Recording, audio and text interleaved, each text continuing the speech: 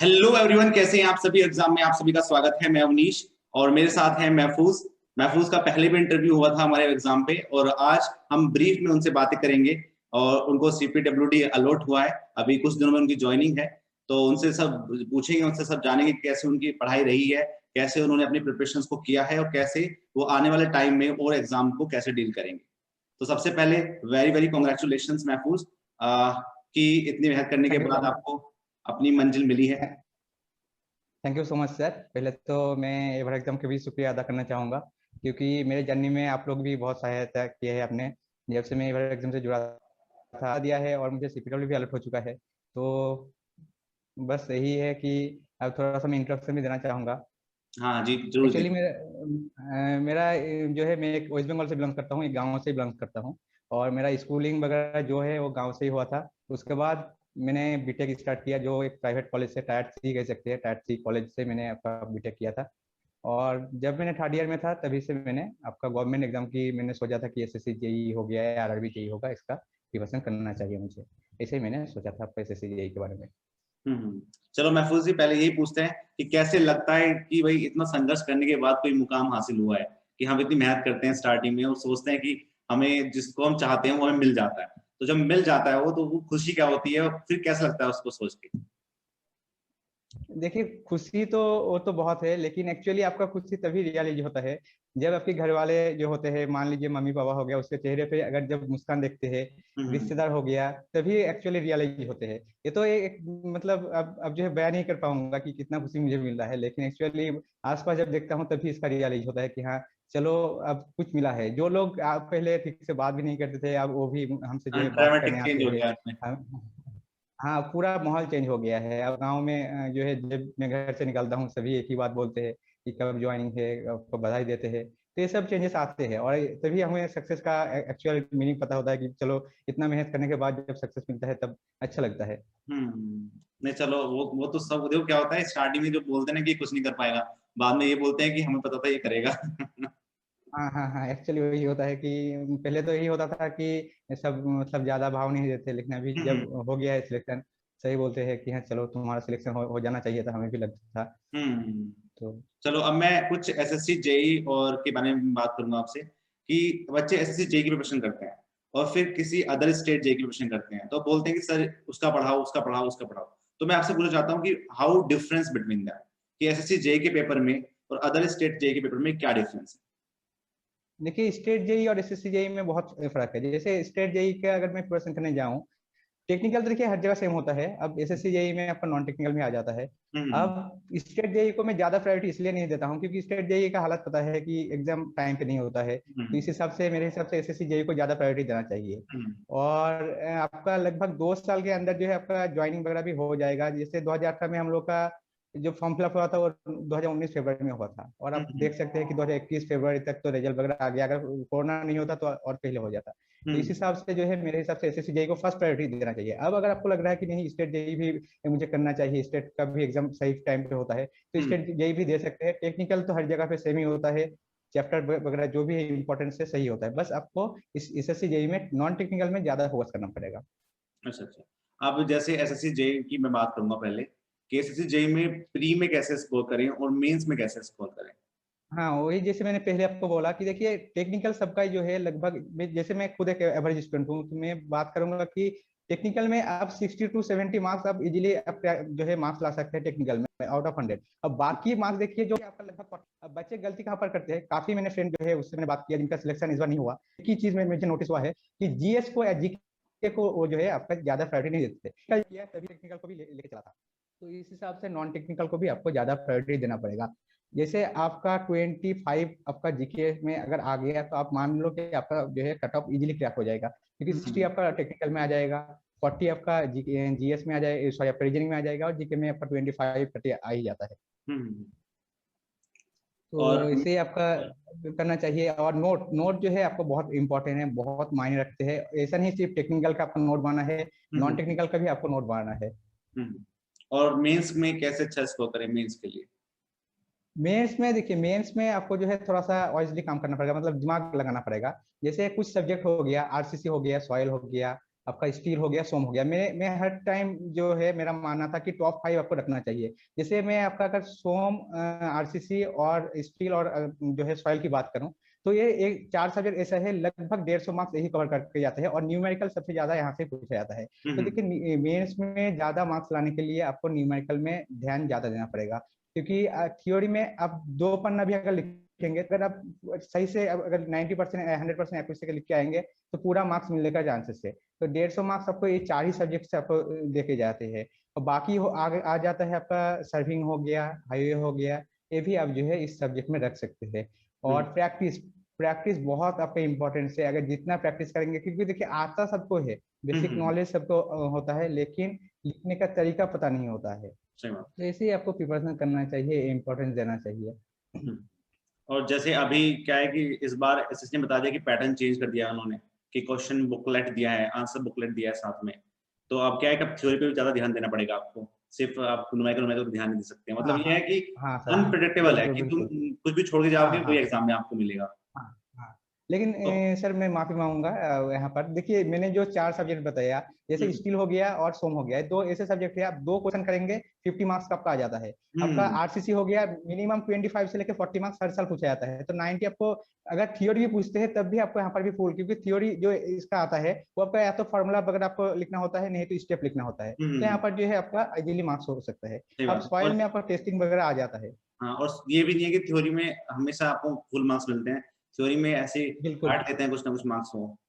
बिल्कुल सर, अब बिल्कुल। सबसे जो बड़ा क्वेश्चन है जो बच्चे पूछने जाते हैं वो है कि कितने घंटे पढ़ते थे। सर वो तो कोई मतलब सही मतलब नहीं बता पाऊंगा, लेकिन हाँ एक रूटीन था। जैसे मैंने बोला कि मैंने जब प्रिपरेशन स्टार्ट किया, शुरू से लेके अंत तक नॉन टेक्निकल टेक्निकल दोनों को मैंने जो है ज्यादा मतलब अच्छे से प्रायोरिटी दिया। तो क्या करता था, सुबह में नॉन टेक्निकल पढ़ता था और रात में जो है टेक्निकल पढ़ता था। उसमें जो टाइम बच जाता था, बाकी टाइम जो है मैंने क्वेश्चन प्रैक्टिस में लगाता था। तो मान के चलिए 4-5 घंटे तो दिन में हो ही जाता था। अच्छा अच्छा। और मैं ये पूछना चाहूंगा कि जैसे अब आजकल एसएससी पेपर आ रहे हैं, एग्जाम आ रहे हैं, ऐसा नहीं है कि कुछ बुक्स में से आते हैं रेड टाइप, ऐसे आ रहे हैं कॉन्सेप्चुअल क्वेश्चन पूछ रहे हैं काफी। तो प्री और बिल्कुल मेंस को इंटीग्रेटेड पढ़े या फिर प्री को पहले पढ़े फिर मेंस को पढ़े? तो बच्चों में बहुत ज्यादा कंफ्यूजन है कि प्री और मेंस साथ में कैसे करें। देखिए अभी अगर बात करें, पहले जैसा एसएससी नहीं रहा। पहले क्या होता था, अगर 2000 में मैंने भी देखा है, 2015 साल के 16 के क्वेश्चन उठा के देख लिया है। पहले क्या होता था, थ्योरी क्वेश्चन ज्यादा पूछा जाता था, ऑनलाइन क्वेश्चन ज्यादा पूछा जाता था। लेकिन अभी 2018, 19 और 20 तीन पेपर अगर देखेंगे, तो लगभग 40-50% क्वेश्चन जो है आपका फॉर्मूला से पूछा जा रहा है, न्यूमेरिकल पूछा जा रहा है। तो एसएससी बहुत चेंजेस लाया है। तो आपको मेरे हिसाब से मेंस का प्रिपरेशन पहले करना चाहिए, कि अगर आप न्यूमेरिकल में पहले से अगर प्रैक्टिस करेंगे, जैसे जैसे मैंने बोला आरसीसी का अगर आपको स्लैब की डिजाइन आ गया, बीम का डिजाइन आपको अगर आता है, तो जो आपका ऑनलाइन क्वेश्चन पूछा जाता है उसी से पूछा जाता है। तो मेरे हिसाब से कंबाइन अगर लेके चलेंगे तो मेंस में भी आपको अच्छा बेनिफिट मिलेगा, क्योंकि मेंस में ज्यादा टाइम आपको नहीं दिया जाता है। तो मेरे हिसाब से कंबाइन करना अच्छा होगा मेंस की प्रिपरेशन पहले, क्योंकि डीपली अगर पढ़ेंगे तो आपका दोनों में बेनिफिट होगा। और ये भी है कि प्री के लिए हम पूरा साल देते हैं और मेंस के लिए सोचते हैं कि 2 महीने में सब कुछ कंप्लीट कर देंगे, हाँ मतलब हाँ कि बिल्कुल मेंस सर, का वो सबसे टाइम। ज्यादा आउटपुट होता है। अब बहुत सारे बच्चे ऐसे भी होते हैं कि मान लीजिए कट ऑफ जो है एसएससी तो लगभग 20-15 दिन पहले रिजल्ट निकलता है प्री का, मेंस की एग्जाम के पहले। तो बहुत सारे स्टूडेंट जो है बॉर्डर में रहते हैं, तो वो सोचते हैं कि भाई मैं प्रिपरेशन करूं या नहीं करूं। तो इसीलिए अगर पहले से अगर आप प्रिपेयर होंगे तो आपको कोई चिंता की कारण नहीं है कि आप मेंस दे पाएंगे या नहीं। तो हाँ, मेरे तो हिसाब मतलब से यही दोनों है एक कि साथ लेके कुल चले मिला तो के कि बेहतर। प्री और मेंस दोनों साथ में करो, हाँ हाँ मेंस पे ज्यादा अब ध्यान दो। हाँ हाँ हाँ सर, बिल्कुल बिल्कुल। हाँ, और मैं अभी पूछ चाहूंगा कि how to manage your time. जैसे टाइम का मैनेजमेंट आपने बताया कि मैं दिन में आपका जो टेक्निकल पार्ट है उसको पढ़ता था और नॉन टेक पढ़ता था। अब जैसे क्या है कि अभी इस बार ऐसा हो गया है कि प्री और मेंस दोनों साथ में कर दिए हैं एसएससी ने। जो बच्चे मेंस देके आए हैं वो प्री दे रहे हैं दोबारा से अगले दिन ही। हाँ तो हाँ इस ऐसे मौके पे कैसे अपने आपको टाइम को हाँ हाँ। मैनेज कर किया जा सकता है कि अब जैसे सारे एग्जाम एक साथ आ जाएंगे, कोई एसएससी का आ गया, कोई नॉन टेक भी आ रहा है, राजस्थान का आ गया, तो कैसे अपने टाइम को मैनेज करें इन सब चीजों के लिए? देखिए जैसे मैंने बोला कि आपको टेक्निकल के लिए ज्यादा सोचने की जरूरत नहीं है। टेक्निकल हम्म हर एग्जाम में सेम ही होता है, हर एक सब्जेक्ट को प्रायोरिटी सेम दिया जाता है। हम्म अब प्रायोरिटी जो है आपको नॉन टेक्निकल सिलेक्शन दिलाता है, आपको रैंक दिलाता है नॉन टेक्निकल। अगर नॉन टेक्निकल अब अलग अलग होता है, स्टेट में अगर अलग अलग होता है, जैसे राजस्थान की बात आपने किया, तो राजस्थान का जीके थोड़ा सा अलग होता है, तो उसके लिए आपको खुद से टाइम निकलना पड़ेगा। मतलब आप एसएससी की प्रिपरेशन करें, उसके साथ 1-2 घंटा आपको उसके ऊपर भी देना पड़ेगा कि राजस्थान जीके को मैं अलग से देता हूँ। ऐसे करके आपको खुद से टाइम निकलना पड़ेगा। तो ये तो स्टूडेंट के ऊपर है कि वो कैसे आपका टाइम करेंगे। लेकिन मैं तो जैसे मैंने एसएससी के ऊपर, जैसे मैंने बोला कि सुबह में नॉन टेक्निकल करता था और आपका रात में टेक्निकल, तो ऐसे आप भी जो है एक रूटीन बना लीजिए, उसको ही फॉलो कीजिए, ताकि आपको जो है बेनिफिट मिले, आगे की जो भी आने वाला एग्जाम है उसमें आपको बेनिफिट मिले। अब मैं ये पूछ रहा हूँ कि जैसे बहुत से बच्चे सेल्फ स्टडी करते हैं, और आजकल क्या है कि आजकल कोविड हो गया है, तो बच्चे ऑनलाइन पे ज्यादा ध्यान फोकस कर रहे हैं कि ऑनलाइन कोचिंग मिल जाए कोई। तो आपकी पढ़ाई में और वैसे आज के जनरेशन में कोचिंग का क्या रोल होता है आपकी सक्सेस के लिए? देखिए, कोचिंग का इम्पोर्टेंस बहुत ज्यादा होता है मेरे हिसाब से, क्योंकि मैं ऐसा एक स्टूडेंट था, क्योंकि मेरा गाइडेंस करने के लिए कोई नहीं था। देखिए, नहीं, हमें कोचिंग ऐसा हमें नहीं कि हमें कुछ आपको, होने के हमें कुछ करने के लिए नहीं बताना है, मतलब एक एक्चुअलिटी बताना है। हाँ बच्चे सोचते हैं एक्चुअली कि मैं बता रहा हूँ, मैं यहाँ पर ये नहीं बोल रहा हूँ कि एवर एग्जाम में आप ज्वाइन कीजिए, ऐसा मैं बिल्कुल नहीं बोल रहा हूँ। मेरा हाँ, कहने का मतलब कोचिंग का रोल्स क्या होता है, यही मैं आपको बोलना चाहता हूँ। एक्चुअली कोचिंग एक टैबलेट की जैसा है। जैसे आपको कोई भी प्रिपरेशन करने के लिए बूस्ट अप करने की जरूरत है, तो वो आपका कोचिंग का रोल्स होता है। देखिए, पर सभी को पता होता है क्वेश्चन क्या आता है, आपका प्रीवियस ईयर क्वेश्चन सबके पास होता है, लेकिन कहाँ से पढ़ना है, टाइम मैनेजमेंट, जो आपने बोला कि टाइम मैनेजमेंट कैसे करना है। देखिए, जैसे मेंस की बात करें, 1-2 महीने टाइम रह जाता है। अगर मेंस की प्रिपरेशन पहले से नहीं करेगा, तो उसको मैं जरूर कहूंगा कि आपको कोचिंग लेना चाहिए, क्योंकि 2 महीने में कोई भी बंदा आपका पूरा कंप्लीट नहीं कर पाएगा जो भी सिलेबस होता है। तो इस हिसाब से मैं आपका कोचिंग का जो है दिशा दिखाने का काम होता है। कोचिंग आपको बस गाइडेंस देता है, ऐसा नहीं कि कोचिंग अगर लेंगे तभी आपको सिलेक्शन मिलेगा, ऐसा मैं नहीं बोल रहा हूँ। सेल्फ स्टडी से भी सिलेक्शन मिलता है। तो मेरा कहने का मतलब वही है कि आप कोचिंग अगर लेंगे तो आपका बेनिफिट होगा, शॉर्ट टाइम में अब ज्यादा बेनिफिट आपको मिलेगा। हाँ, मतलब भटकना नहीं पड़ेगा कि ये क्या पढ़े क्या नहीं पढ़े। बिल्कुल बिल्कुल, कहाँ से पढ़े, कौन से पढ़े। जैसे आप, अगर मैं एभार एग्जाम की मैं थोड़ा सा बात करना चाहूंगा, क्योंकि आप लोग जब इंटरव्यू ले रहे हैं तो आपको थोड़ा सा मैं यहाँ पर बताना चाहूंगा। देखिए, एभार एग्जाम का जो क्वेश्चन पहले था, मैं प्री से फॉलो कर रहा था, तो प्री में क्वेश्चन का लेवल जब उन्होंने हाई कर दिया, तब हमने भी आपको जो है थोड़ा सा बोला था कि भाई इतना हाई क्यों करा रहे हैं ये लोग।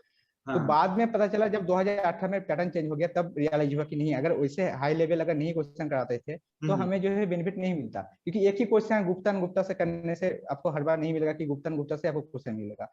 कुछ चेंजेस वगैरह एसएससी भी ला रहे हैं, तो एक जो है वो या तो कोचिंग वाले के पता होता है, नहीं तो टीचर जो होता है उनको पता होता है कि इस हाँ, बार क्योंकि क्या वो उस चेंजेस चीज पे लाने ध्यान वाला है। देता है ना, वो उस चीज पे अपना टाइम इन्वेस्ट करता है।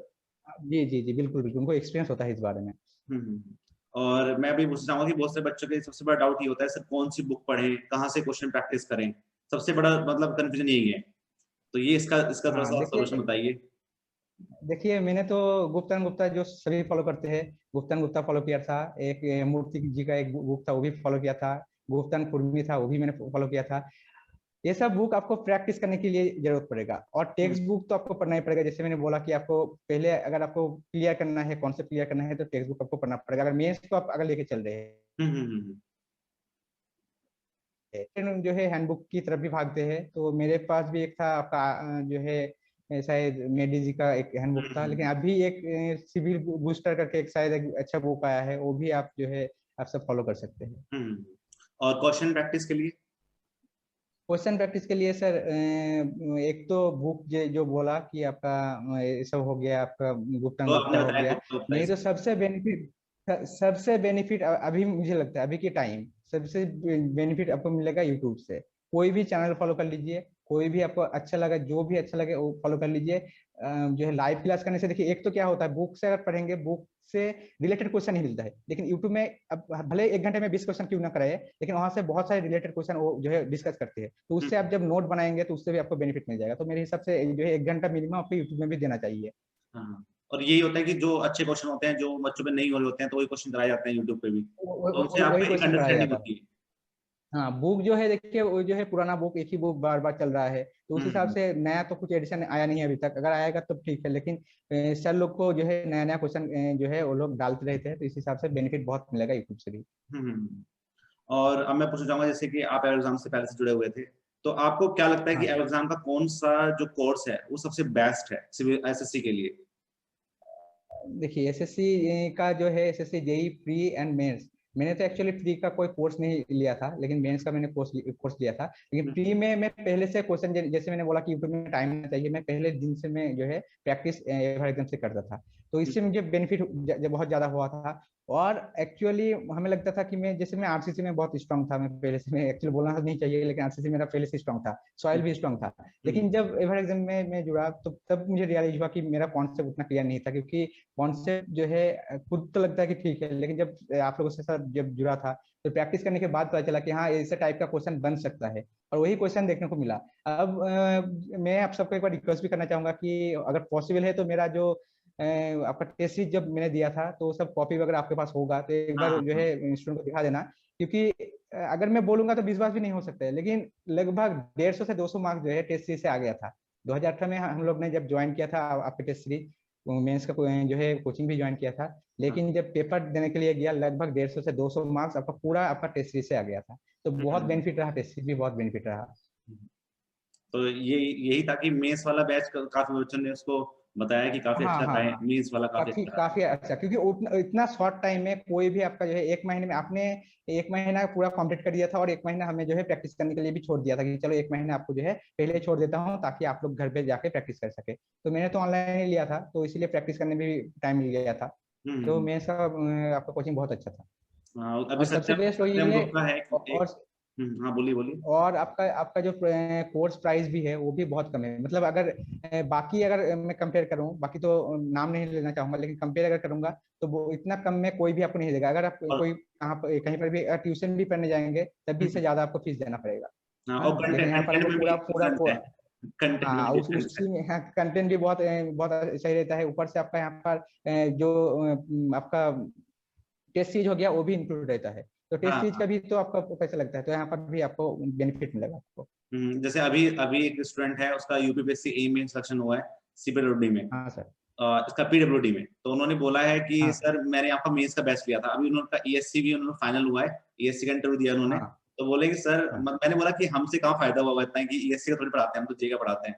तो उन्होंने बोला, यही बोला उन्होंने भी कि सर मेंस का मैंने बैच लिया था, मुझे बहुत फायदा हुआ उससे, कि बहुत सारे जो बहुत कॉन्सेप्ट बहुत क्लियर हो जाते हैं, जो बहुत छोटे क्लियर छोटे हो क्वेश्चन गया होते था। हैं वो तो ऐसे ही उड़ा देते हैं हम देखते ही, क्योंकि हाँ मेंस सर, में कर बिल्कुल लेते हैं। बिल्कुल। और अब आने वाले जो एग्जाम है, जैसे क्या है कि आजकल बच्चा थोड़ा परेशान है, अब क्या है कि एसएससी जेई का एग्जाम हो चुका है, अभी रिसेंटली कोई एग्जाम नहीं है, छोटे मोटे एग्जाम है, जैसे राजस्थान का एग्जाम है। तो अब बच्चा इस टाइम पे बहुत परेशान है कि कौन सा एग्जाम आएगा, ऐसे मेंस की डेट नहीं आई है अभी। तो उस टाइम पे आने वाले एग्जाम के लिए और इस सिचुएशन को डील करने के लिए बच्चों से कुछ कहना चाहेंगे आप? जरूर, देखिए आपका मेरे हिसाब से लक्ष्य जो है एक ही होना चाहिए। अब बहुत सारे स्टूडेंट जो होता है क्या होता है कि नॉन टेक्निकल में भी भाग गए, जैसे सीजीएल हो गया, सीएचएसएल हो गया, और कभी कभी जेई के ऊपर भी दोनों एक साथ लेके चलते हैं। ऐसा मत कीजिए, जो लेना है आप, अगर आप जेई का प्रिपरेशन कर रहे हैं तो जेई में आप जो है जाइए। ज्यादा से ज्यादा क्या होगा, एक अटेम्प्ट में नहीं होगा, सेकंड अटेम्प्ट में हो जाएगा, ऐसे ही आपको होगा। लेकिन एक ही जगह पे फोकस कीजिए, आपका जरूर आपको सक्सेस मिलेगा। और टेक्निकल आपका स्ट्रॉन्ग कर लीजिए। अगर कहीं पर भी आपको लगता है कि मेरा यहाँ पर वीक है, इसीलिए आपको टेस्ट सीरीज भी देना बहुत इंपॉर्टेंट है। आपका प्री हो गया, मेंस हो गया, वहां से आपको जो है एनालिसिस करके पता चलता है कि कौन से सब्जेक्ट आपका वीक है। तो आपको पहले तो है बेसिक क्लियर कर लीजिए। हम्म। और दूसरा ये कि जैसे अब सिचुएशन ऐसी हो गई है कि एग्जाम कब होगा, बच्चे टेंशन में है, उनका प्री में मार्क्स कितने कब आएंगे, कितने नंबर आ रहे हैं, पेपर खराब हो गया है, इन सब सिचुएशन में कैसे डील करें? अब देखिए वो तो आपको खुद से आपको मोटिवेशन जो है आपको लाना पड़ेगा, क्योंकि आप खुद से अगर टूट जाएंगे तो आपका नुकसान है। आप देखिए खुद एक गवर्नमेंट ऑफिसर बनने जा रहे हैं, आज नहीं तो कल बन ही जाएंगे, ये आपको हमेशा आपको सोचना पड़ेगा। और मार्क्स तो देखिए वो तो गवर्नमेंट का एक प्रोसेस होता है कि कभी डिले हो गया या एग्जाम डिले हो गया, वो तो प्रोसेस है, लेकिन आपको इसी इसी सबको टैकल करना पड़ेगा। उसके बाद ही जो, जैसे मैंने बोला कि हमने भी टैकल किया, उसके बाद जब सक्सेस मिला उसके बाद ही आप जो है हमें रियलाइज होता है सक्सेस का। तो आपको भी सक्सेस का तभी रियलाइज होगा जब आपको सक्सेस मिलेगा। तो आप अगर ये सब टैकल नहीं करेंगे, कर नहीं पाएंगे, तो बीच में लगेगा, कभी कभी मैं भी डिप्रेशन हो जाता था कि प्रिपरेशन छोड़ दूं, अभी प्रिपरेशन नहीं करना चाहिए, एग्जाम टाइम पे नहीं हो रहा है, रिजल्ट नहीं आ रहा है। तो आपके साथ भी ऐसा ही होगा। तो ये सब के ऊपर ज्यादा फोकस मत कीजिए, बस पढ़ाई के ऊपर फोकस कीजिए। आप अगर इसमें टाइम वेस्ट करेंगे तो आपका ही प्रिपरेशन नुकसान हो जाएगा। आपको बस यही सोचना है कि एग्जाम कभी भी हो, मेरा प्रिपरेशन 100% होना चाहिए और मैं आपका 100% देके आऊंगा, और इस बार मैं जरूर एक जो है सीट में लेके जाऊंगा। इसे आपको सोचना है, इसी में आपको तो जैसे मोटिवेशन मैं खुद से मैं लाना है। अपनी बताऊं आपको, जैसे आपको भी लगा होगा ऐसा हाँ कि जब हम प्रिपरेशन करते हैं तो एक टाइम ऐसा आता है, एक फेस ऐसा आता है कि हमें खुद लगता है कि हमारे अब हमारा जो सिलेक्शन है वो होने वाला है, मतलब अपने अंदर से फील हाँ हाँ आती है हाँ, फीलिंग बिल्कुल बिल्कुल सर, बिल्कुल हाँ वो फीलिंग आपको आने लग जाएगा। तो हाँ। प्रिपरेशन यदि ऐसा ही आप कीजिए कि आपको यदि आपको आप पूरा रोज जो मेहनत है अंदर करोगे, से फीलिंग आए। यदि आप रोज मेहनत करोगे तो आपको एक टाइम ऐसा आएगा कि जब पेपर होने वाला होगा ना, तो बच्चों को टेंशन हो जाती है पेपर से पहले, पर आपको फीलिंग आएगी कि हाँ मैंने टेस्टिंग में अच्छा किया था, मैंने अच्छे से सब क्लासेस करी है, मेरे अंदर कॉन्फिडेंस है, मैं कर सकता हूँ आगे। अब मैं बस एक लास्ट हाँ हाँ क्वेश्चन आपसे पर्सनली पूछना चाहूंगा, पर्सनल क्वेश्चन है कि जब आपने अपना नंबर देखा, अपना नाम देखा लिस्ट में, तो सबसे पहले किसको फोन किया?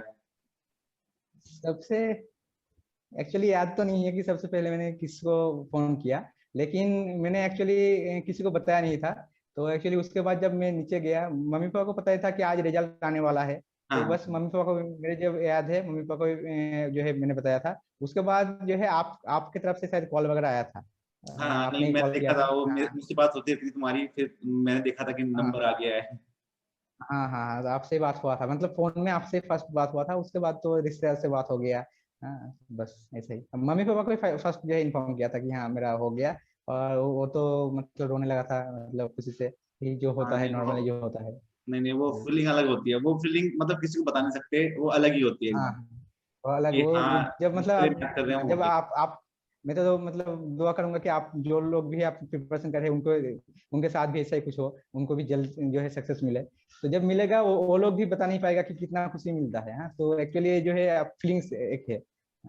हाँ, नहीं ये तो है, और आगे आने वाले आपके जितने भी एग्जाम हैं जो आप दोगे, या फिर आने वाली लाइफ के लिए आपको ऑल द वेरी बेस्ट। और आप और भी थैंक यू अच्छा सर, करो, जितना आपने इसमें अच्छा किया उससे भी अच्छा करो लाइफ में और भी, क्योंकि देखो ये थैंक यू सर। एक फेस होता है, एक स्टार्टिंग फेस होता है कि हाँ एक जॉब हाथ में है। अब जहाँ जहाँ लाइफ को मोड़ना है, ये मोल्ड होता है एक, जैसे हम मोल्ड बनाते हैं ना, बिल्कुल कि स्टार्टिंग का मोल्ड ही खराब बन जाता है तो फिर वो आगे जाके अच्छा नहीं बनता है, लेकिन यदि शुरू का बन जाएगा तो फिर हमारे पास बहुत सारे ऑप्शन होते हैं कि हम किस रास्ते पे जाएं। जैसे बिल्कुल सर। हम पे ऑप्शन हो गए थे कि हमें पढ़ाना भी है और जॉब भी करनी है, तो आपके पास भी है, वैसे ही इनसे लाइव इंटरेक्शन तो अभी कर रहे हैं, कभी आएंगे सामने, ये बोले हैं कि आएंगे, इन्होंने वादा किया है, नहीं तो इनको वहीं पकड़ लेंगे कोलकाता में ही।